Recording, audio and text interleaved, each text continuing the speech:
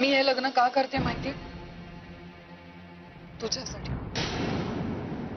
कारण आता जर मी या लग्नाला नकार दिला तर घरातले सगळेच दुखावले जातील, विशेषतः मावशी आणि मंजिरी. त्यांना दुःख झालेलं तू पाहू शकणार नाहीस आणि तुला दुःख झालेलं मी पाहू शकणार नाही. त्यामुळे आता जन्मठेपेची शिक्षा या वाचून दुसरा काही पर्याय नाही माझ्याकडे.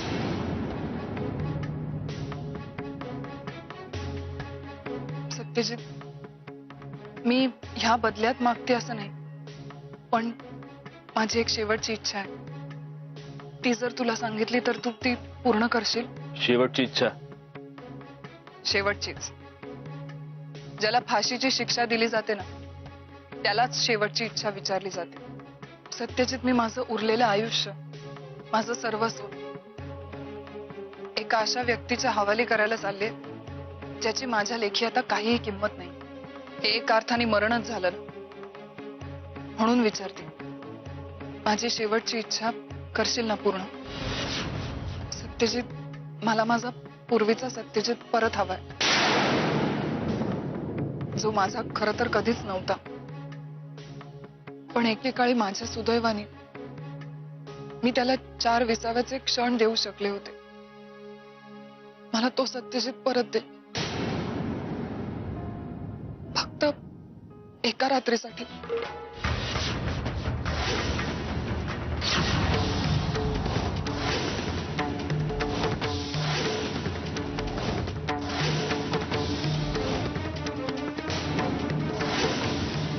करशील ना माझी इच्छा पूर्ण? तुझं डोकं फिरलंय का प्रिया? तोंडाला येईल ते बोलत सुटलीस. तोंडाला येईल ते बोलत नाहीये, माझ्या मनाला वाटलं म्हणून बोलले. सत्यजित, आजपर्यंत माझ्या मनाचा विचार कधीच कोणी केला नाही. मी फक्त परिस्थितीनुसार स्वतःला ऍडजस्ट करत आले, पण आज नाही. आज मी माझ्या मनाचा विचार करणार आहे. मग तुझे हे घाणेरडे विचार तुझ्याजवळच ठेव, कळलं? मला तुझ्यात आणि तुझ्या या विचारांमध्ये काडीचाही रस नाही. असं नको म्हणू सत्यजित, प्लीज असं म्हणू नकोस. हे बघ, मी हे शेवटचं मागते तुझ्याकडे. प्लीज माझी एवढी इच्छा पूर्ण कर. यापुढे मी तुझ्याकडे कधी काहीही मागणार नाही. मी निमूटपणे सुहासशी लग्न करीन आणि निघून जाईन इकडनं. नको करूस लग्न. तुझ्या डोक्यावर कोणी बंदूक नाही ठेवली लग्न कर म्हणून. आता असं करता येणार नाही सत्यजित. तूच म्हणाला होतास, आता गोष्टी खूप पुढे गेल्यात. आता आमच्या लग्नाशी शालिनी मावशी, मंजिरी आत्या सगळ्यांच्या आशा जुळल्या आहेत. ए प्रिया, माझ्या समोर हा शहाणपणा करायचा नाही, कळलं ना? तुझ्या या असल्या मागण्या मान्य करून घेण्यासाठी त्या दोघींचं नाव मध्ये आणायचं नाही. आणि पुन्हा या असल्या अपेक्षा ठेवून माझ्या समोर तर अजिबात यायचं नाही. मला ब्लॅकमेल करायचं नाही, सांगून ठेवतो. चुकतोयस तू सत्यजित, तू चुकतोयस. तुला असं वाटतंय का की एकट्या सुहाससाठी माझा नकार आहे? नाही. तुझ्याशिवाय माझ्या आयुष्यात येणारा इतर कुठलाही पुरुष मला नकोसाच. इतर कुणाशी लग्न करणं माझ्यासाठी आत्महत्येसारखं आहे. मग माझं एवढं मागणं पूर्ण करशील ना तू? नाही.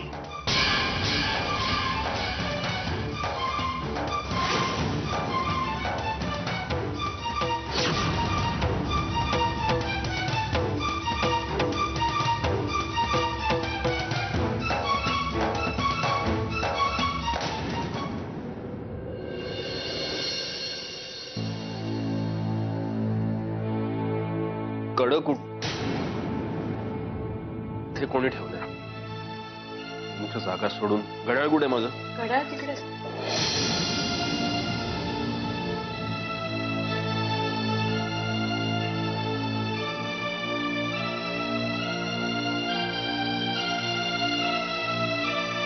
रुमाल? एक मिनिट, मी देते.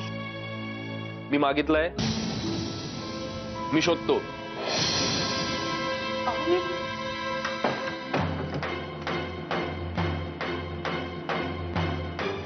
काय आहे कुठे रुमाल? या घरातली एकही गोष्ट मला जागेवर का नाही सापडत? अहो, तुम्ही का चिडताय? मी देते ना तुम्हाला रुमाल. तू तुझं काम कर ना मंजिरी, तुला सांगितलं का? मुळात मुळात तू ही कामं का करतेस? हं? तू काय काय चाललंय? हे कसले कपडे काय? काय? हा बघ, हा रुमाल इथे. हा काय करतेस तू हे सगळं? अहो मी काय तुम्हाला काय झालं? तुम्ही इथलं लाख वेळा काम अहो. नाही करायची तरी सुद्धा काय आहे तुझं हे?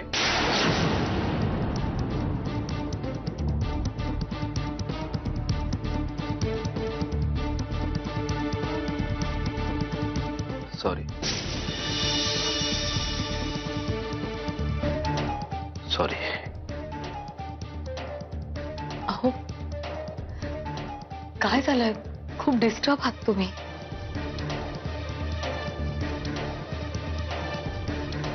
भलत्याच गोष्टीचा राग तुझ्यावर निघाला मंजिरी. I am sorry.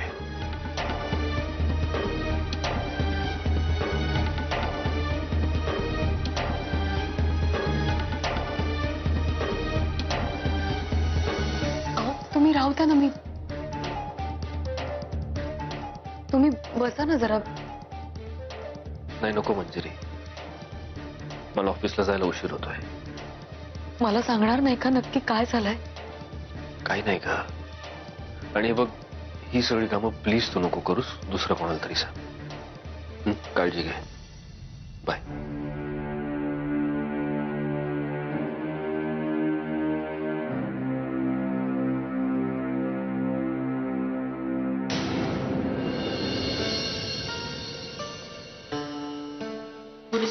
या पत्रिका. अहो सत्या, गुरुजी हा माझा थोरला मुलगा सत्यजित. शुभम. जोगळेकर गुरुजी. अहो जोगळेकर गुरुजींना ओळखतोच मी. नाही, मी मुद्दामच बोलवून घेतलं त्यांना. म्हटलं की सगळं सुरळीत सुरू आहे, तर काही देवकार्य राहिलं असेल किंवा एखादी पूजा वगैरे घालायची राहिली असेल तर ती करून घेऊया ना. हो ना, देवकार्याला काळाचं वेळेचं बंधन नसतं. हा होय. आई जरा एक 2 मिनिटं. गुरुजी 2च मिनिटं. हो हो आले. हा हो. आई अगं काय आहे? कशासाठी बोलवलं यांना आता तू? सांगितलं ना सत्या, एकदा माझ्या मनाची खात्री करून घेते. तसंही गुरुजींचा सल्ला घेतला म्हणून काही वाईट तर घडणार नाहीये ना. हे बघ, ते जे काही सांगतील ते फक्त सल्ला म्हणूनच ऐकायचं. आणि जर त्यांनी काही कमी जास्त बरं वाईट सांगितलं तर इथून ऐकायचं आणि इथून सोडून द्यायचं. कळलं? आणि सगळ्यात महत्वाचं, मंजिरीला या सगळ्या प्रकरणात कुठेही इन्व्हॉल्व्ह करायचं नाही. कारण तिला काय काळजी करण्याचं निमित्तच हवं असतं. उगाच हे काहीतरी सांगून बसायचं आणि मग ती. नाही तू नको काळजी करूस. मी त्यांच्या आणि मंजिरीची भेटच घडू देणार नाही. मग तर झालं.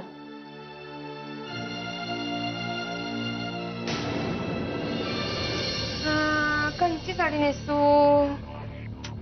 ही कशी दिसत? बर ही नको. ही नेसते. पण नको, लई गडद आहे बे. अगं एवढ्या साड्या आहेत पण कोणती नेसू हेच कळत नाही बघ. प्रिया सांग ना, कोणती साडी नेसू? तुझा चॉईस ना लई चांगला आहे. आपण अशी साडी सांगा की समद्यामध्ये मीच उठून दिसली पाहिजे. उठून तर तू दिसलीच पाहिजेस. शेवटी काही झालं तरी तुझ्या लाडक्या सत्यजितच्या बायकोचं डोहाळ जेवण आहे, नाही का? तू कोणती साडी नेसणार आहेस? माझ्या साडीचं काय घेऊन बसली सत्या? त्या दिवशी हाताला जी येईल ती नेसणार. अच्छा, म्हणजे तुझ्याकडे चॉईस नाही? अगं मग जाऊन शॉपिंग करूया की. नशिबाने मला चॉईसच दिला नाही. मला जे हवंय ते घडलं ना तर मजा येईल. पण नाही घडलं तर काय? जे आहे ते स्वीकारायचं. अगं प्रिया, असं काय बोलायलीस तू? बरोबरच बोलते. एवढी सगळी तयारी चाललीये, नट्टापट्टा चाललाय, साड्यांचं सिलेक्शन चाललंय. कशासाठी? त्या मंजिरीच्या डोहाळ जेवणासाठी. म्हणजे तू तिला एक्सेप्ट केलंस ना? अगं तसं नाही. ते येणारं बाळ सत्यजितचं आहे म्हणून मी हे समधी तयारी करते. त्या सटवीला कोण एक्सेप्ट करील? पण तेच बाळ मंजिरीचं सुद्धा आहे ना, का नाही? अगं पण तसं नाहीये ते. बघ ते बाळ. जाऊ दे ना आत्या, तू नको एक्सप्लेनेशन देऊ. शेवटी काय, मी परकीच, या घरातली नाही. मोहित आहे, मुधोळकर नाही. विभा असं बोलू नकस, मला लय त्रास होतो बघ.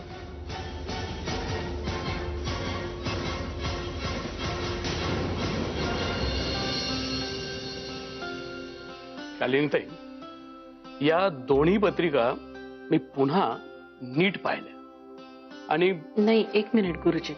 म्हणजे सॉरी, तुम्ही सांगायच्या आधी तुम्हाला थांबवतेय मी, पण तुम्ही मला काही सांगायच्या आधी मला तुम्हाला काही सांगायचंय. आणि हे सांगणं माझ्या दृष्टीने खूप महत्वाचं आहे. काही दिवसापूर्वी माझ्या थोरल्या सुनेबद्दल तुम्ही आम्हाला काही गोष्टी सांगितल्या होत्या आणि त्यावेळेला आम्ही अगदी चुकीचा विचार करत होतो. कालांतरानं तुम्ही जे काही सांगताय ना, त्याचा प्रत्यय आला आम्हाला. हो, प्रत्यय येणं महत्वाचं आहे. हो, प्रत्यय येणं महत्वाचं.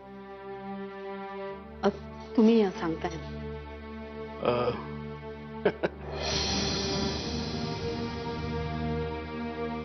काय झालं, तुम्ही हसताय? मी हसलोय ते माणसाच्या हतबलतेला आणि त्या परमेश्वराच्या खेळाला. म्हणजे काय शालिनीताई, तुमच्या सुनेची पत्रिका ही उत्तम आहे. ती या घरची लक्ष्मी आहे, हे मी यापूर्वीच तुम्हाला सांगितलंय. त्यात आता नव्याने सांगण्यासारखं काहीच नाहीये. आणि तिच्या गुणांबद्दल तर काहीच वाद नाही. पण काय, ज्याच्या अंगी सहनशील वृत्ती त्याच्याच नशिबी परमेश्वर असा खडतर मार्ग देतो. कदाचित त्याला हे पाहायचं असेल की या मार्गावरून ती व्यक्ती कसा आणि कितपत प्रवास करते ते. अहो, परमेश्वरी लीला अगाध. हो, त्याच्या मनातलं कुणाला कधी कळलंय? हो, तुम्ही म्हणताय की खरंय, पण आता ह्या सगळ्या गोष्टी घडून गेल्या. तो भूतकाळ होता, विसरून गेलेलाच बरा. नाही, माझं काम भूतकाळाबद्दल सांगणं नाही. मी हे जे सांगतोय ते भविष्य काळाबद्दल सांगतोय.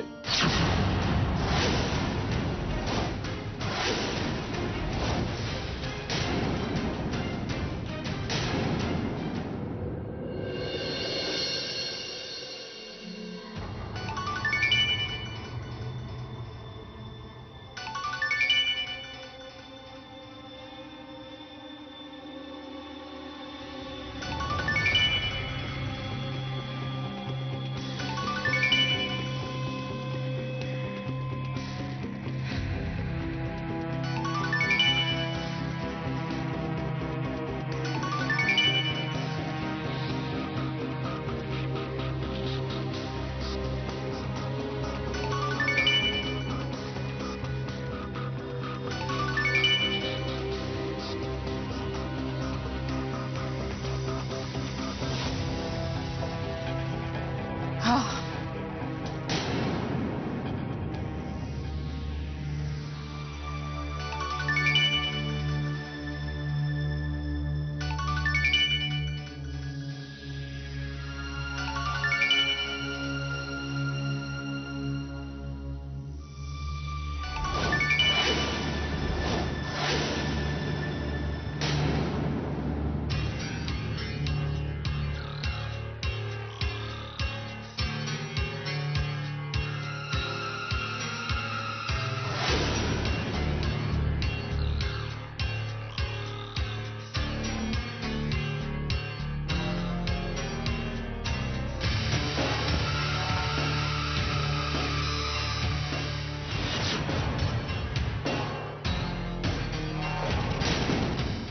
प्रिया, हे Priya.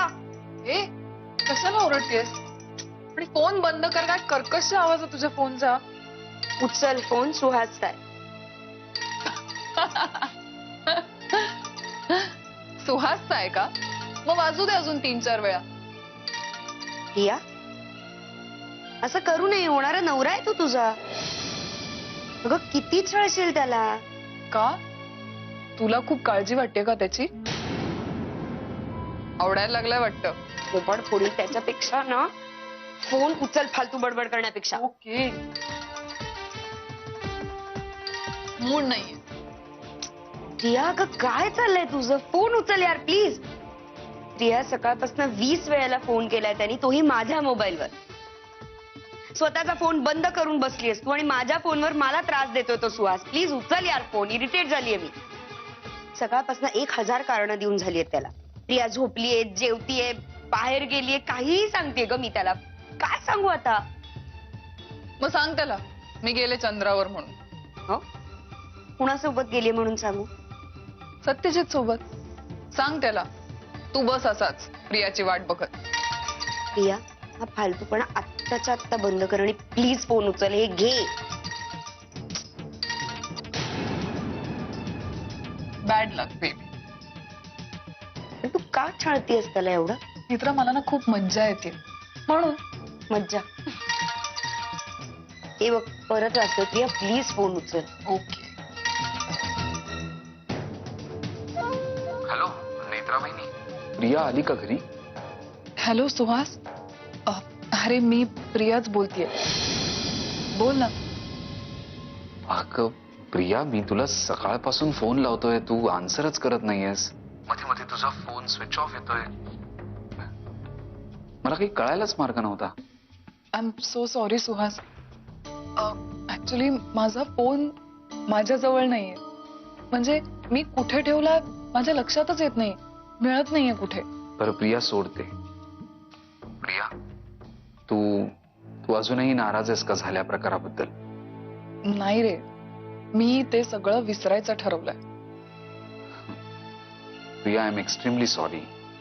It's okay Suhas. Please नको सॉरी म्हणू. तू किती वेळा माफी मागशील माझी? काल पण माफी मागितलीस ना? हो पण माफी मागितल्यामुळे चूक कमी तर होत नाही ना. हो पण चुका लक्षातच कशाला ठेवायच्या? हो की नाही? विसरून जात सगळं. बरं प्रिया, माझ्या बोलण्याचा काही विचार केलायस? अजून उत्तर कळवलं नाहीयेस तू. मी अजून काही विचार केला नाहीये. खरंच सांगते. नाही पण काहीतरी विचार केलाच असशील की. अरे नाही, मी खरं सांगते. आपण या विषयावर नंतर बोलूया का? प्रिया प्लीज. सुहास प्लीज. मी नंतर फोन करते तुला. ओके ठीक आहे, नंतर बोलू. बाय. बाय.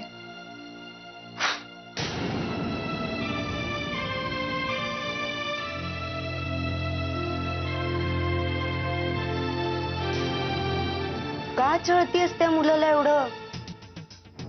नेत्रा हा माझ्या सवयीचा भाग आहे. मला मान्य आहे सुहासला त्रास माझ्याकडून होतोय. पण माझ्यामुळे होत नाहीये, सत्यजितमुळे होतोय. म्हणजे मी सत्यजितकडे एक गोष्ट मागितली.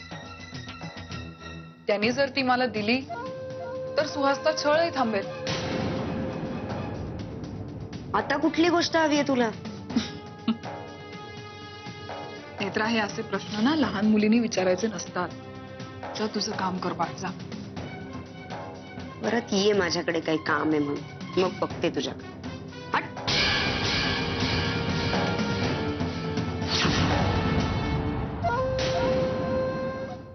हे बघा शालिनीताई, असं टेन्शन घेऊन काहीही होणार नाही. म्हणजे मला कळत नाहीये तुम्ही नेमकं काय म्हणताय. माझ्या बोलण्याचा अर्थ एकदम स्पष्ट आहे. फक्त तो तुम्ही समजून घ्यायला हवा. अहो जोपर्यंत आयुष्य आहे तोपर्यंत संघर्ष आहे. परीक्षा तर त्या प्रत्यक्ष प्रभू रामचंद्रालाही चुकल्या नाही. मग त्याच्या समोर तुम्ही आम्ही पामरच. काही त्रास? हो, नजीकच्या काळात या दोघांच्या आयुष्यात पुन्हा वादळ संभवत आहे.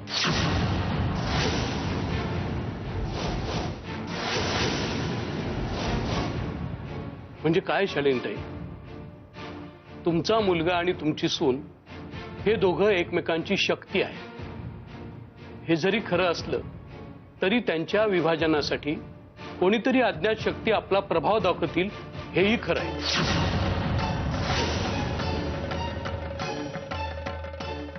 म्हणजे कुणाकडून काही त्रास आहे का आम्हाला? निदान हे सगळं कुणाला सहन करायला लागेल एवढं तरी सांगा. नाही नाही शालीनताई, मी तुम्हाला जास्त काही सांगू शकणार नाही, तो माझा अधिकारच नाही. पण मी हे जे सांगितलंय ते नक्की आहे.